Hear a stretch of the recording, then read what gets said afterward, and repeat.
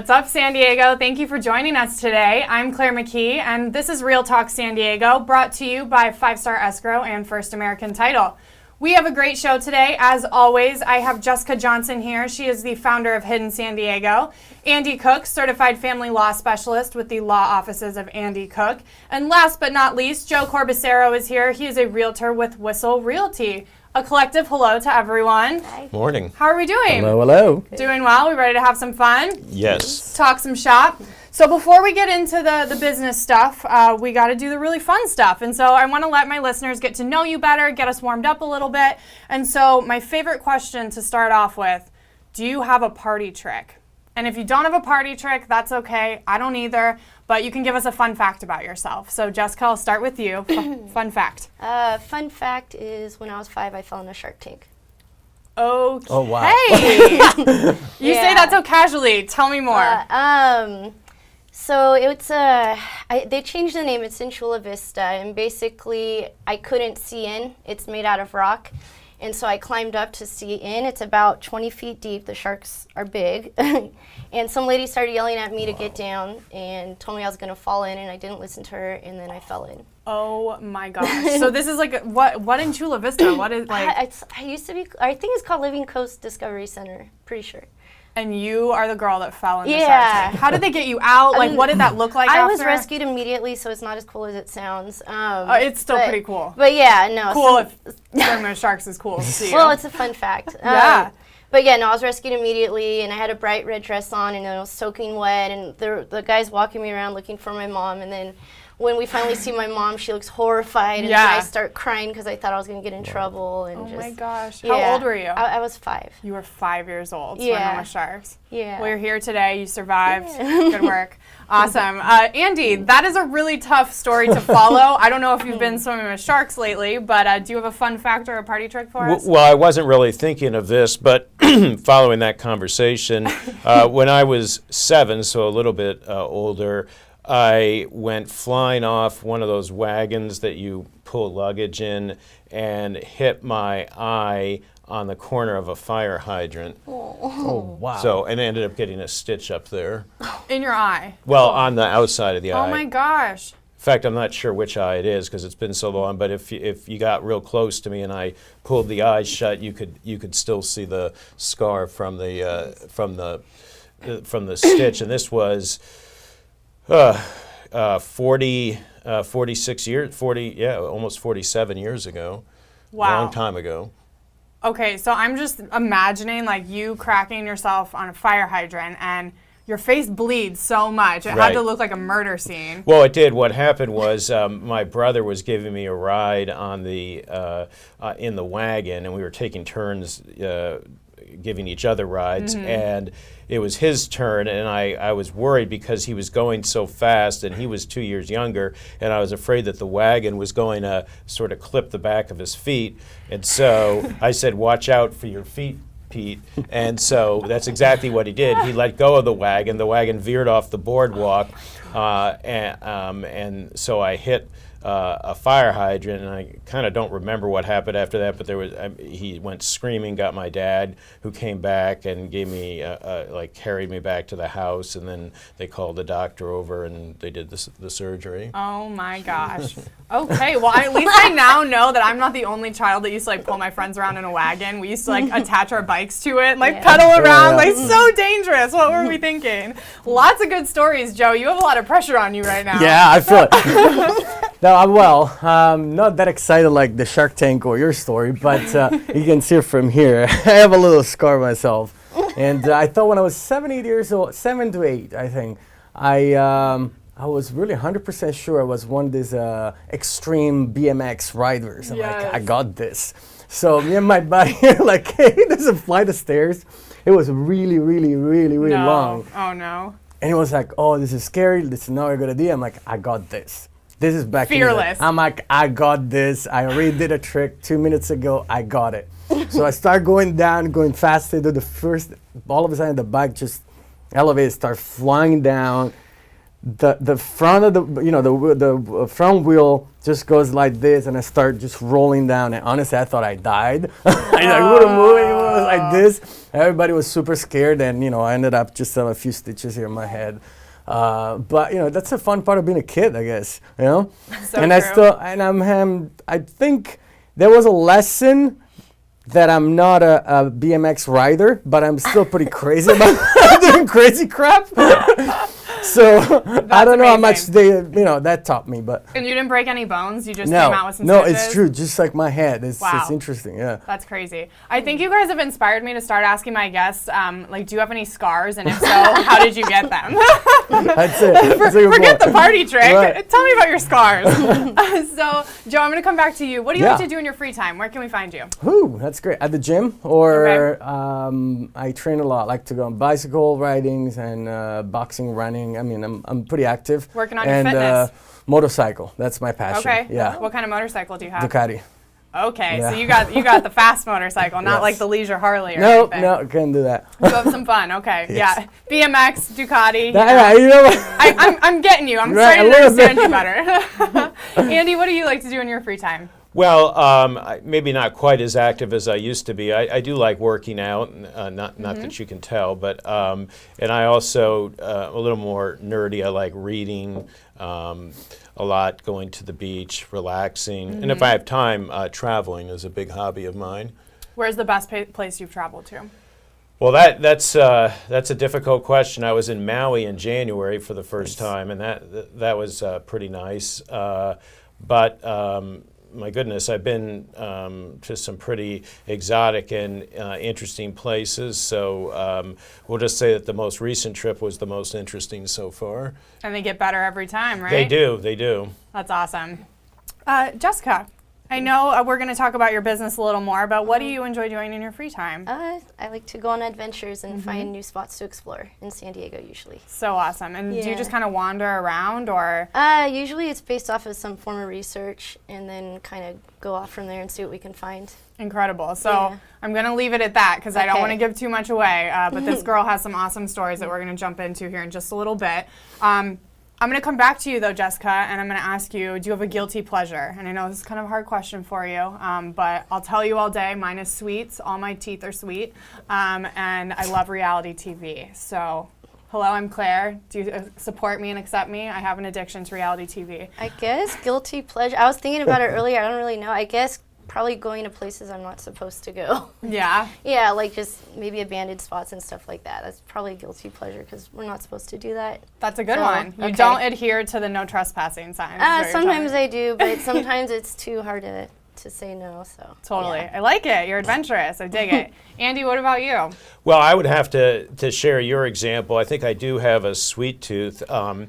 The worst it ever got, this again was a very long time ago, when I was living back east, just by one example. And this really wasn't my fault, I have to say, but it's just an example of how desperate you can get. There was a hurricane, and all the stores were closed, all the restaurants, everything, all the food I had in my home was destroyed because the power went out. And so I had no food to eat for dinner. So I went there was a drugstore that was open, and so there was a bag of candy corn, a huge bag of candy corn, and that was my dinner. Now, so that's kind of embarrassing, but that's an example of my sweet tooth. So candy corn, is that your go-to? Well, it can be, yeah. We have a woman in our office who brings it in every Halloween, and I always say this year I'm not going to touch it, but, it's kind of hard. We all know how that goes. Yeah. Joe, guilty pleasure. Spit it to Guilty me. pleasure. I mean, of course, sweet tooth or sweet teeth. I'm Italian. I love food, so Yeah, hands me down. There's one thing, and honestly, I don't even know how to translate that if it's a guilty pleasure. To me, it is. I like to push myself to something that, for my body or in my mind, is something impossible to achieve. Talking about, for instance, I did triathlon or stuff like that. So it's Wow. really hard. Or the half marathon a few months ago. I'm a big guy. I'm 200-pounder. Do a half marathon in less than 2 hours. That was my goal. And literally, I was almost dying. Yeah. It's kind of a guilty pleasure. I don't know if it's a little. You get like a sick enjoyment out a of little it. sickness. You know what I mean? You like just can't do it anymore, and you're pushing yourself. I'm like, I did it. That's awesome. That's what it is. I wish like that was my guilty pleasure. Shoot, I'd be like way ahead of the game, huh?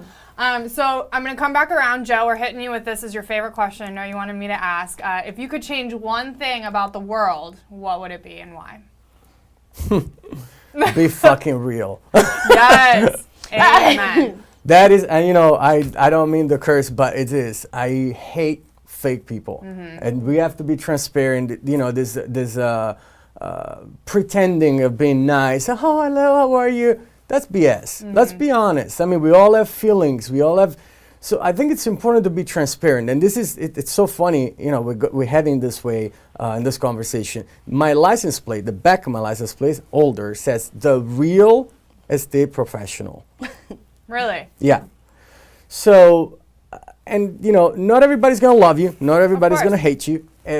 I believe in this. Be real. You know, it's important. Like we always, you know, I have kids, and I'm sure you all have kids. You probably have kids too, right? You always recommend, you tell your kids, you know, majority of it, you tell them and say, don't lie, just be honest, be transparent. You know? And then we're the first one not doing that. You know, we tell people what they wanted to hear. And we got to stop that shit. Seriously. I mean, let's be honest. We live in a world that it's not like flowers and, and I don't know, and butterflies. You know, there's some bad things, some great things. You know, I came here to this country a few years ago, and I appreciate this country, but I have bad days. There's things that I don't like. Of course. And I tell people in a nice way, of course.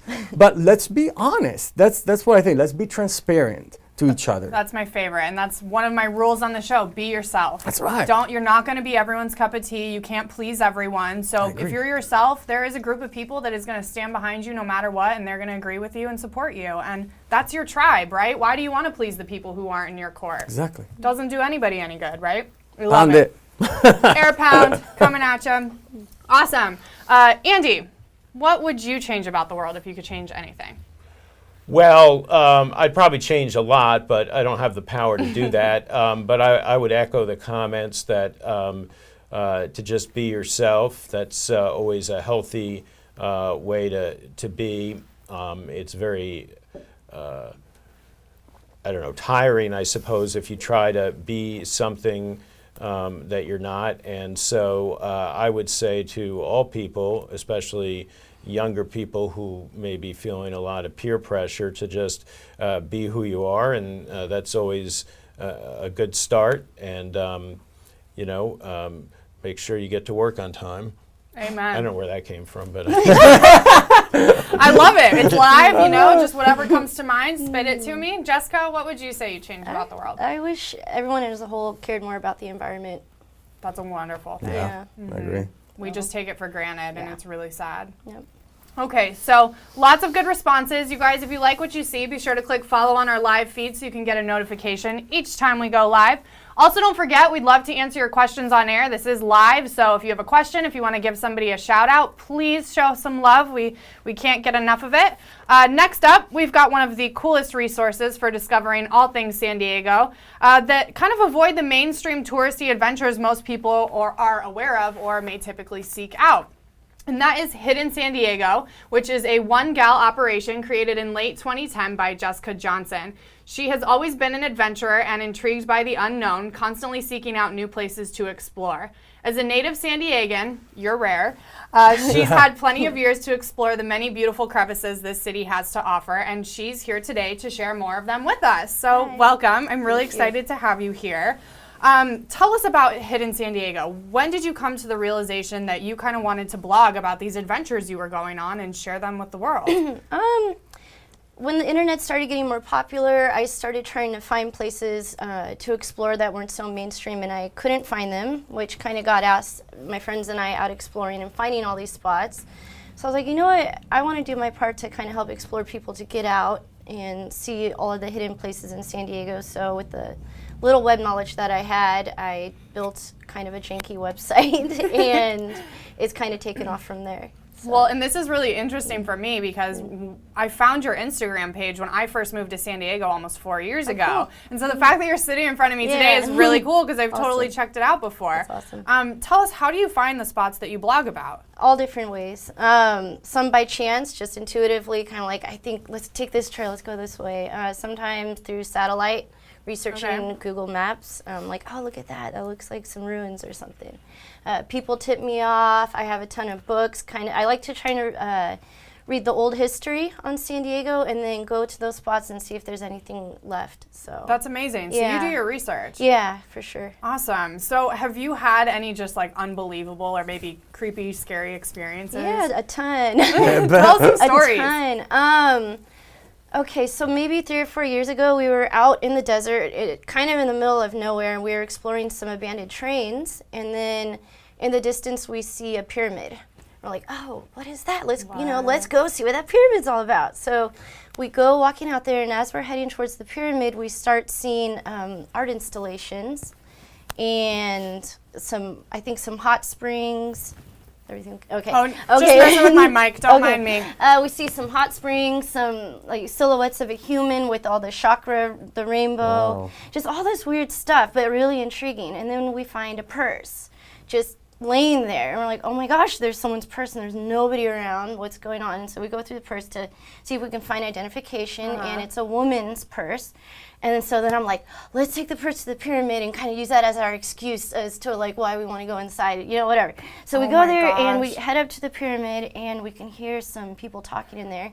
And I knock on the pyramid, on the door, and then everyone goes shh, and they all get quiet. And I'm like, hi, we found a purse out here, and we're just wondering if it's anybody's purse. And so finally, after a while, a man responds, but what was weird is every time he talked, a woman would echo what he was saying. So we hear, hello, hello. What? Wow. We're like, how many are you? How many are you? Oh my gosh. Would you like to come inside? Yes, we want to come inside. So you went inside. So he opens the door, and there's 4 of them in there, and the lady, she's like, oh, she's from Russia, she's like, oh, that is my purse, thank you, you found it. And then I was like, yeah, I was afraid that maybe you had been kidnapped or blah, blah, blah. And she's like, oh, that is a very rich fantasy you have. Come in. Wow. Oh my gosh. So we come in, and on the ground, there's the silhouette of 3 humans drawn out. And he closes the door, the man, and he's like, do any of you have any issues with claustrophobia or being locked in here? And my friend's like, yes, Mimi, I have a problem with that. And he's like, good, you'll lay in the middle. What? So they lay us down, and he's like, if you guys had come 5 minutes later or 5 minutes earlier, we wouldn't have let you in, but you came at the perfect time. Were you freaking out at this point? No, because their energy wasn't bad. They're kind of hippie. I didn't have bad No energy. bad vibes. No bad vibes. I usually run I'm like based off of panicking instinct. for you right now. So they're like, we're here to like raise your vibrational frequency. Wow. So what we want you to do is lay down, and there was a skylight on the top of the pyramid, I remember. Close your eyes, and we're going to do a little ceremony for you. So they start going in circles, and I remember they'll like rub their hands in our ears and like shaking water and like running a stick along the pyramid because it was all ribbed, so it was making a textured sound. And I was biting my cheek so hard not to laugh because I'm like, what in the world is going on? This is so weird. That just says about the person you are, though. Yeah. You're laughing in the moment. I'm panicking, and I'm not even there. I've had so many weird things happen. So finally it's all done, and they're like, how do you feel? And I'm like, okay, can I get a picture of you guys? Because really, I didn't tell them. Like, no one's going to believe this, really, right? I just wanted to say I got inside the pyramid. So anyway, that was that. We go home. I start researching them a couple weeks later. Turns out they're really well known. They're called Institute of Perception, and they run big festivals called Telemagica Galaxia, big music festivals. And as I'm on their Facebook page, I noticed a picture of us. And it's a picture of us laying down on the slabs. They were documenting us the whole time, and it turns out the lady is a famous actress for Hollywood, and they were filming us for a documentary. No But they didn't tell us, way. and the only way I found out was through their Facebook page. So, yeah. Oh my gosh. I don't even know what to say because that's so incredibly amazing. Yeah, so that was a cool story. So you just stumbled upon that one day. Yeah. And so I from what you've said, that's kind of how you find a lot of these spots. Yeah. You just go wandering. Based off instinct and just see what happens. Do you bring like pepper spray or like Yeah. a pocket knife? Like Yeah, you're I bring protected? things. I have Okay, I'm things. worried for you, girl. Yeah, Like thank you're making me worried. So you've actually had so much success with this site though, and Yeah. people know about it and they go to it as a resource that you're gonna start one for all of California, right? Yeah, we're building that right now. And what's that gonna be called? Hitting California. Hitting California. Yeah. So are you going to be doing those? Do people tell you the stories? How does that kind of more. I'm going to need a team for sure. I realized that very quickly. Yeah. So if anyone's wanting to be part of the team, let me know. But yeah, I want to inspire people to explore the whole state, go on road trips, because I've noticed when I go on road trips, it's so inspiring. And I come back feeling so refreshed. So That's amazing. Yeah. So give out your information. Tell us the website, Facebook page. How can people find out about you? HiddenSandiego.net. Instagram is at HiddenSandiego. Or what was the other question? I don't know. Okay. So one thing I do want to mention, though, I Yeah. looked on your website, and there's a ton of different spots that you can just find out for free and go there, Yeah, check them out, yeah. go with your friends, whatever. But there's also several on there that you are required to pay for them. Yeah. Tell us why you had to do that, because this kind of makes me angry, and I'm Okay. actually glad that you decided to do that. All right, so when I first started the site, I would give directions to everything. As my site gained popularity, I'm going to have to say the wrong people also learned about it, and they would go out and start destroying places. Graffiti on historical spots. There's a Buddha on top of a mountain. They bashed the Buddha's head off. So I started, first I just removed all directions, and that upset people because I wasn't giving directions. And a lot of people would write me and be like, why don't you start charging for directions? And originally I didn't want to make money off of the people. I wanted to make money off of advertisement, you know. But so I started a member section, and it's actually been pretty successful, and the spots aren't getting destroyed anymore, so Yeah. it seems to be working well. Awesome. Yeah. It's just, there's always someone that's going to disrespect it. And Yeah. so, unfortunately, So sad. going Yeah. back to the environment, we have to take care of this stuff. And if Right. you want to find out about it and see it and Or to enjoy it, that's preserve. wonderful. Exactly. Yeah. But don't destroy it. Yeah. So thank you so much. That's Jessica Johnson, founder of Hidden San Diego. You can find out all these amazing spots in San Diego to explore on hiddensandiego.net. So we're going to change topics here a bit and get a little more serious with some advice for those who are in the middle of a divorce or maybe considering getting a divorce. And this is Andy Cook. He is the certified family law specialist with the law offices of Andy Cook. With experience assisting clients in divorce cases, property settlements, custody and child support, paternity litigation, and more, they provide their clients with the best results for their family crisis and transition needs. So we're just going to kind of use this as like a question answer period, because I know that inevitably people going through divorce, they have questions, they're scared, they don't know what the process looks like, right? So probably one of the most popular questions you get, we'll start off with, how is property typically divided? Well, it depends where you are, but if you live in California or about maybe 8 other states in the United States, we have a community property system, and it's a complicated system, but the general principle is that all property acquired during the marriage while the parties lived in California is going to be treated as community property in most cases. So what I hear a lot of times is, well, she has a credit card, but it's in her name. But if she incurred that debt during the marriage, then you're each 50% responsible. Of course, the same goes if the other spouse has a credit card debt as well. So that is the definition of community property assets and community property debt. And so the property gets divided just that way. You divide the assets and the debts in half if they're community property. Or the other thing the judge can do is say, I'm going to give you everything, but you now have to pay this other person 1/2 of what they got. So there's a couple ways that the judge can make sure that there's an equal division of community property. Got it. So just to clarify, if somebody has debt going into the marriage and they get married, that debt is now both of theirs. Well, that's a different situation, because again, what I was saying was debt and property acquired during the marriage. If they have debt going into the marriage and that debt doesn't get paid off, then there's 2 answers to that question. One is, while you're married, both sides are responsible. So if you're happily married, you are going to be responsible for that one person's debt going into the marriage.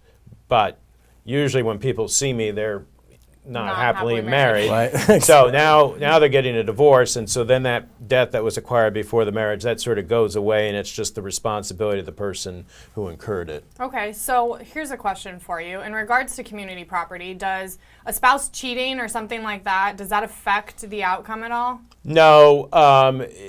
The only way that behavior affects entitlement to property that I can think of right now is if you're convicted of attempted murder, which is, I guess, the second most serious crime Sure. that there is. Obviously, if you're convicted of murder, I mean, that's sort of the way the marriage ends, I guess. But if it's Dun dun dun. you have to have sort of a gallows humor here. But attempted murder, you lose out on your right to share in that person's retirement. But the other way bad behavior affects, and it doesn't have to be attempted murder, it can be just something less serious but still serious, like domestic violence, is that if you commit that, then you lose an entitlement, or you may lose the entitlement to get spousal support. But just run-of-the-mill cheating, that might affect your custody rights if the kids are exposed to something they shouldn't see. But generally speaking, no, we are a no-fault state, and it's kind of difficult to have to break that news to people who think I've got all the information, I've got, their Facebook account and everything, and I can prove it. Like, look, I'm the good guy sort of thing. Right. It's unfortunate that, but there are ways that a judge being made aware of, who kind of did something. I mean, on the close calls, you might end up getting the short side of the stick if you're the one who clearly was the cause of the marital problems, but that's rare, and the judge has to be extremely careful. Gotcha. So how did you get into family law in the first place? Well, I started my practice over 21 years ago, and my background was civil litigation, which is sort of an umbrella term that includes family law, but it also includes like personal injury and things like that.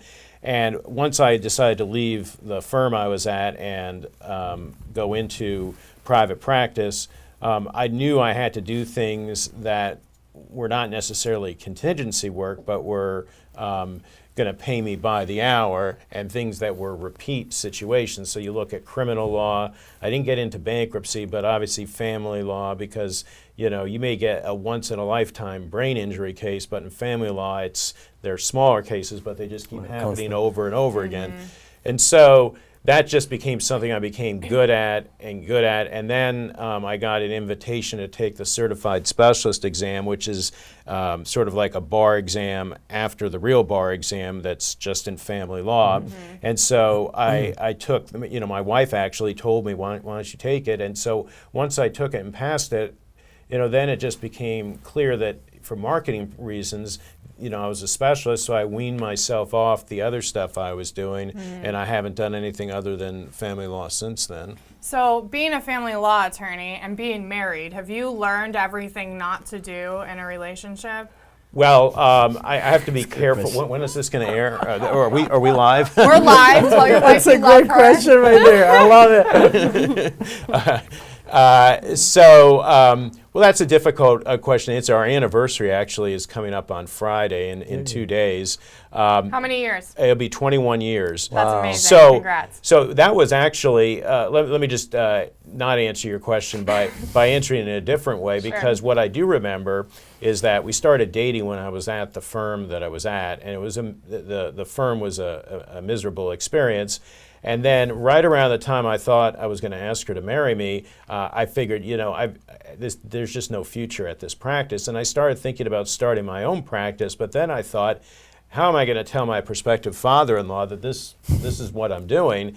But I talked it over with Marcia, and it was almost simultaneous. I mean, I knew that that's what I was going to do, but we got engaged on April 29th of 95, and I started my practice on May 8th of 1995. So it all happened right around the same time. She's a rider, man. Yeah, so the practice actually started before marriage, because we didn't get married. I should have said I started the practice on April 8th. We got engaged on the 29th, and then we got married the following year in 96 on March 10th.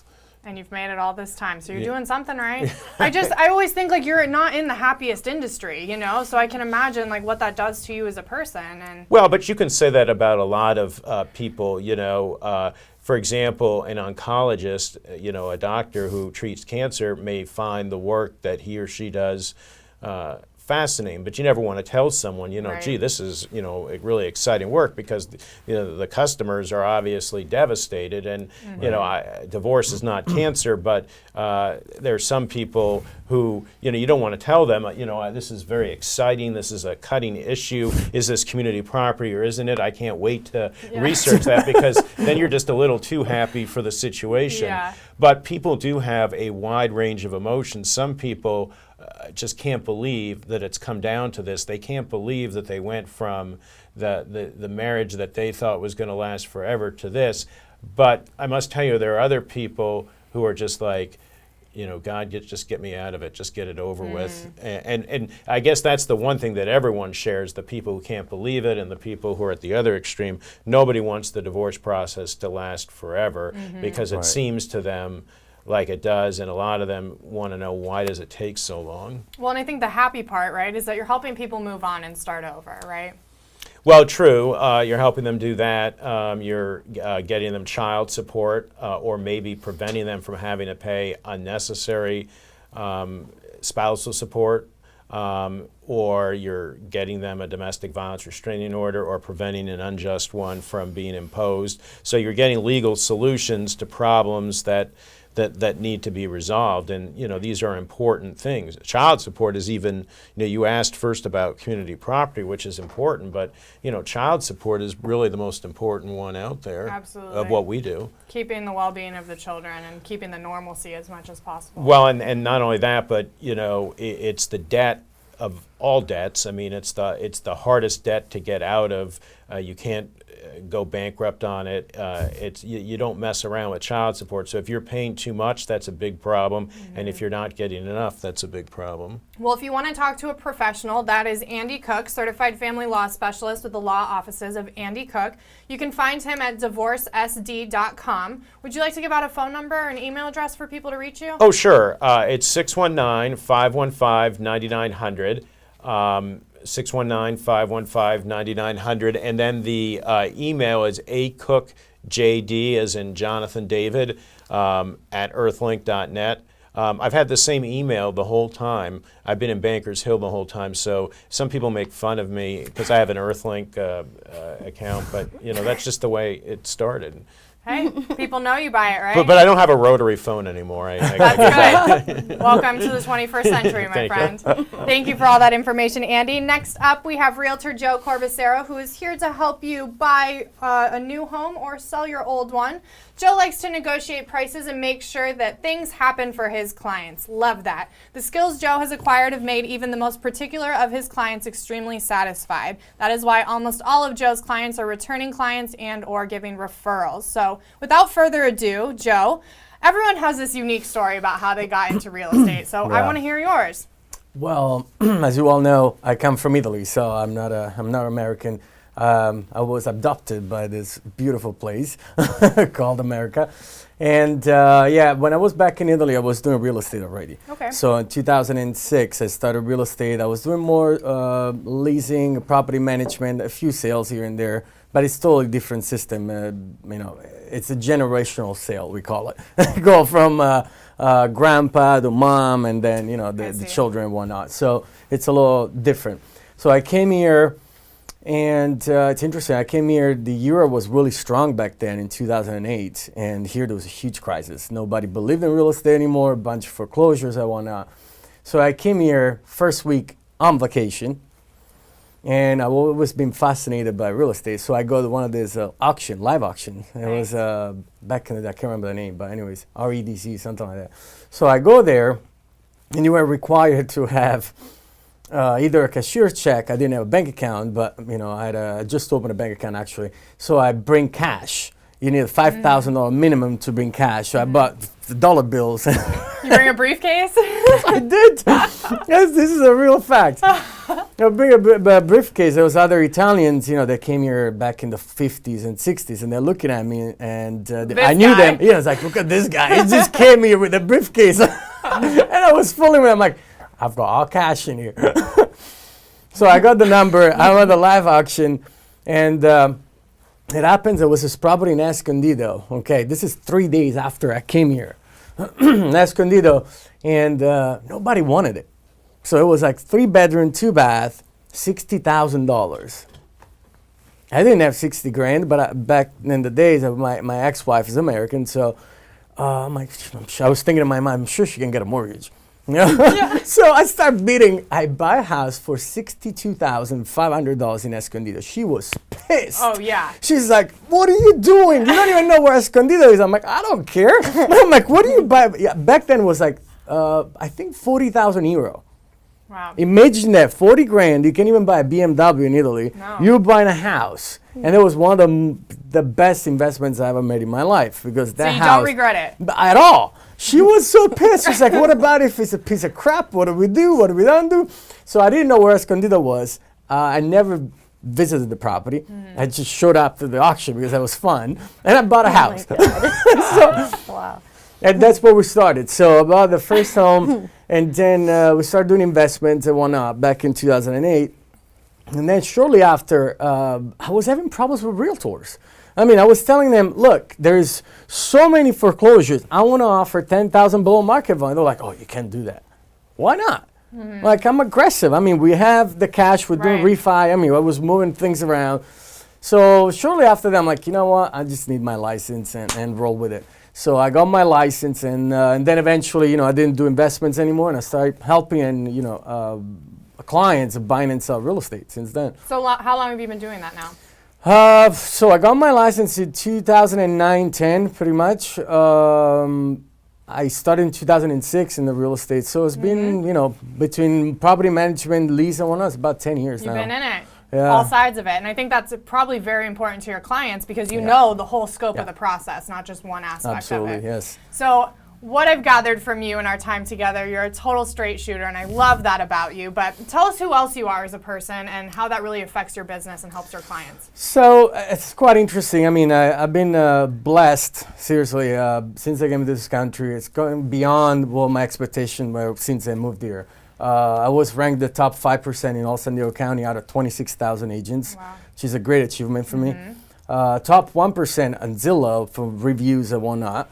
And I'm part of the #1 team for all San Diego, which is Whistle Realty, as per Wall Street Journal and Zillow. So I've been blessed. This year, we've been building my team. It's a different approach because I'm actually, sharing my knowledge with other people. So, and it's different, like you said, I am a straight shooter. I do my research. I fight for my people. Seriously, I do. I get very adamant about the offers. If I'm doing negotiation or is a listing, I take it very, very personal. I know it's business, but I will die for it. So I believe in that. It's always been my motto, since I was a kid. You either give it all or just don't do it. Agreed. That's who I am. So we started this year, been amazing, honestly. It's gone beyond my expectations. We're hitting, numbers that I didn't even imagine I could do. And I think it's too because I'm surrounded by people that I pick and choose, and I trust them. My philosophy is really just be honest, be straightforward. We talked about this. I read a lot. I mean, I want to say the first 6 years of real estate, honestly, I didn't have a hobby. Really? All I was doing, I was literally reading about the cyclical real estate world, what happened before I got into business, different laws, how to negotiate better, do certification, take my certification classes. That's all I did for years. Seriously, I was literally obsessed, and I'm still are. I mean, I work a lot. Yesterday I worked 11 hours. Wow. I left 8:30. I came back home at 7 And plus. people say real estate's easy, You know what? This is exactly what I would love to show people. It's like, oh, you make a lot of money at this. Look at you, drive this car. Well, do you know what it takes? I mean, there's so much work. I mean, there's a difference between a part-timer that sells 3-4 homes a year and somebody that sells 40 to 50 homes a year. Absolutely. I mean, it's a lot of work. I mean, seriously. I picked up last phone call last night was 9:15 p.m. 9:15 p.m. One of my clients freaking out. They needed you. Right. You were there for them. And you got to do it. I mean, I understand they probably going to have a bad night's sleep if I wouldn't pick up that phone call. So I tried to put myself in their shoes, and I'm like, okay, let's pick up this phone call. Let's talk about it. That's awesome. I think that's what probably differentiates you from a lot of the other 20,000 realtors, right? Is that 26,000. you go above and beyond, and Yeah. you really have their best interest in mind. So that's a beautiful. Yeah, thing. I mean, and honestly, I'm the kind of guy, if we're in a deal and I don't believe in it, I'm the first one to say, you know what, I don't think this is the right home for you. I don't have to sell, you know? I'm glad you brought that up because that was actually going to be my next question. Like, your whole philosophy is about finding your clients the right deal. That's right. So elaborate on that a little bit. So, I mean, we're in a world of this conception, I should say, about real estate agents that they have commission breath. Have you heard of that before? Mm-hmm. Commission breath means they want to sell. The house sells by itself, period. You don't have to push on a home or another. If you have a client that trusts you, my clients trust me. You know, blindfolded, I said, Joe, whatever you say, I believe in that. And I love that. And honestly, I'm at the point in my career, if there's not that, if I don't see that trust, I can pick and choose. Like, I'm sorry, I don't think I'm the right fit. And that's okay. You know, I'm not, exactly. I'm not everybody has to love me. I just want to work with people that trust me because I put a lot of effort into it, a lot. So we're going to bidding wars, you know, that happens a lot. There's a lot of agents out there that are like, well, I don't care. I want them to pay the difference between the appraised value and what you're in escrow for, okay? I totally don't agree with that. I think it's BS. I'm not going to sell you something that's being appraised below what you're buying for. This is what we had back in the days in 2006, 2007 when we had the crash. Why would you repeat the same mistake? I don't believe in that. Yes, the inventory is low.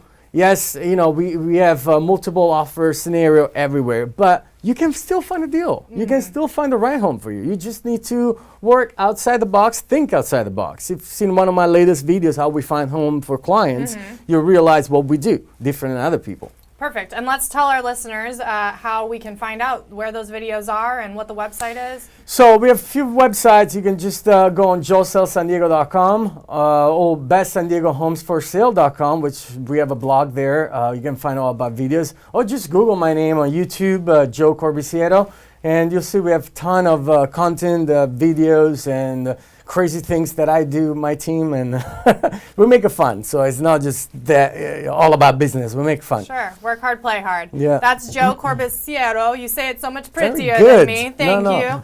I'm practicing. Realtor with Whistle Realty. Before we sign off, guys, we've given our listeners a ton of really important information. So I'm just going to go back around and let's kind of recap. So, Jessica, what is kind of the one nugget that you want people to remember about the information you shared with us? To get out of your house more often and see all the beauty that San Diego has to offer. Spoken like a true native. Love it. Give out the information again to the website for me. It's www.hiddensandiego.net. And you have other social media profiles as well. Instagram at Hidden San Diego, and Facebook it is Hidden Spots of San Diego. Perfect. And stay tuned for Hidden California. More coming with that. Andy, what would you like people to take away from today? Well, I would just emphasize to protect your rights in a timely fashion, whether you're the person initiating the divorce or responding to the divorce, or if it's, you know, a post-divorce return to court, same thing. Act in a timely fashion. Don't delay. And call a good lawyer, right? That's right. That's Andy Cook. You can find him at divorcesd.com. You want to give out your Earth link one more time? Yes, that's acookjd at earthlink.net. J as in Jonathan, D as in David. You can follow us at divorcesd, and the website is www.divorcesd.com. And the phone number is 619-515-9900. Good stuff. Thank you, Andy. And last but not least, Joe Corbisiero, Realtor with Whistle Realty. You're doing great. I'm Thank telling you, you. you got it. So the nugget I would like to give all the listeners here and Facebook followers. So make sure, you know, it's a very competitive market. Either you want to buy or sell. Make sure you work with somebody that's got experience, somebody that will fight for you. It's, again, you have a misconception about who realtors are. We're not all the same. So we don't just do easy work and we drive BMWs. That's what you think. But that doesn't work like that. We bust our butt off. Seriously, we work a lot. So you want to work with somebody that's got experience, and it's transparent. Seriously, it is transparent. So that's all I want to say. Awesome. Thank you so much. Thank you to Rebecca Peters for filming every minute. Thanks to Kyle Hatfield, my program coordinator, for keeping my life in order. Don't forget to follow us and subscribe to our notifications. We love the live comments, so be sure to give us a shout and ask us any questions you may have. This is the new and improved Real Talk San Diego, coming to you live from Smarter San Diego Studios every Wednesday between 9 a.m. and 3 p.m. We have a show for just about every San Diego community, so make sure you check out all our pages so you can stay up to date on all things San Diego. I'm Claire McKee. See you next time, bringing you the business of life in America's finest city. Take care.